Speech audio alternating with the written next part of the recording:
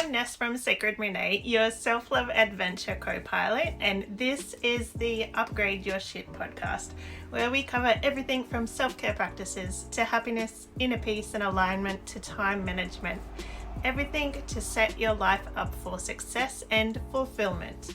I'm a women's self-love and purpose coach, and it's my mission to break as many women free from their unsatisfying lives as possible and move them to one of excitement and direction. This is episode 2, thinking about changing your hair. Let me take you on a little journey I recently went through and am still continuing on. That's all about my hair and the identity it carved for my personality to shine and break, and then I had to reclaim.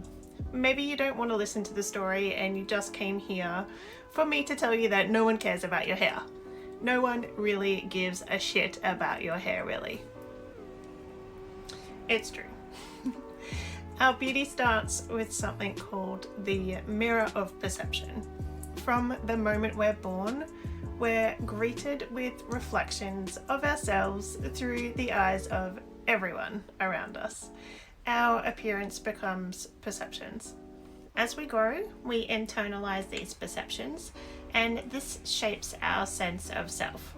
Society often dictates certain standards of beauty and attractiveness, and we willingly or unwillingly don the masks that align with these ideals.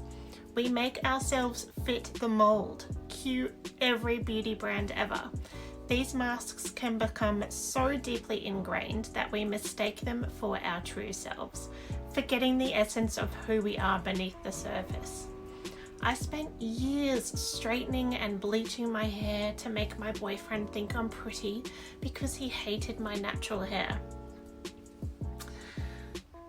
Labels are like stickers stuck on our foreheads, defining us in the eyes of the world.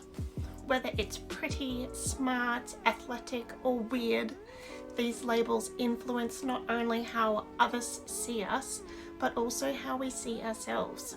We start to believe that we are the sum of these labels.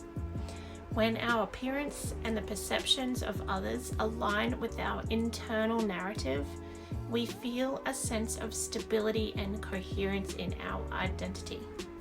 Everything is as it should be, and we feel like we reflect who we are and should be. But what happens when that alignment shifts?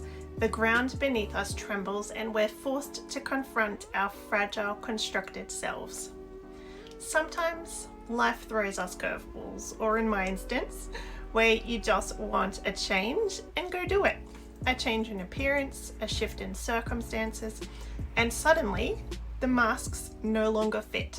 We're left grappling with the question, who am I, when the reflection in the mirror doesn't match the image in my mind? Shit gets topsy-turvy and suddenly everything isn't so stable. When this happens, we are forced to go inward, peeling back the layers of years of conditioning and societal expectations to uncover the essence of our true identity. It's a journey fraught with uncertainty and discomfort, but also one filled with profound self-discovery. One day I decided I was going to get dreadlocks, so I did, and I loved them for 5 years. But what I learned very quickly by going from a prissy, well-conditioned girl to a dreadlocked, hippie-looking girl is the way people show up around you instantly changes. The way people speak to you changes, what they think of you without ever knowing you changes, and the way they act towards you changes. This was learned very quickly. Although I felt like I'd found my true self at the time, I also, towards the end, realized my hair had become such a huge part of who I was. It was my identity. As we strip away all the facades and embrace our imperfections and quirks, we come to realize that our true beauty lies not in conforming to external standards, but embracing our uniqueness. It's the quirks, the flaws, the idiosyncrasies that make us beautifully and authentically human. So last year I decided I didn't want to have dreadlocks anymore and I brushed them out. Well, along with this came a whole new struggle of finding out who this new version of Vanessa was without the 10 kilos of hair on my head. Now people could see the real me, and the starkness of really being seen hit me hard. Who was I? I had to find out, and it wasn't something that happened overnight. Reclaiming our true identity requires an act of radical self-love, one you have to accept and commit to, a commitment to honouring ourselves exactly as we are, without judgment or comparison. It's about embracing our quirks, celebrating our differences, and loving ourselves fiercely and unapologetically. Because my friends, if you don't choose to and you make a huge change to your appearance and it takes others time to adjust, you may find yourself wallowing in regret rather than empowering yourself through this life-changing magical moment or rawness. I decided to embrace my curls. The same curls for years I were told were ugly. I've come to tame them and embrace their wildness. I've come to love watching them grow.